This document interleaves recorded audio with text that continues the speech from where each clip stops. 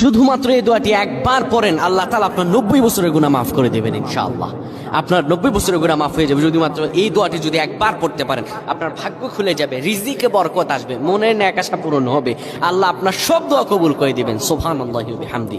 এত ফজিলত, এই দোয়াটা আপনারা শেয়ার করে দিবেন। এই যুবকেরা, আমল না করেও সওয়াব পাবা। তোমার একটি শেয়ারে, একটা বাটনে প্রেস করে তুমি সওয়াব পেয়ে যাবা। কারণ তুমি আমল না করো, অন্য কেউ যদি তোমার শেয়ারের বদৌলতে আমল করে সওয়াব তুমি পেয়ে যাবা। নবীজির হাদিস।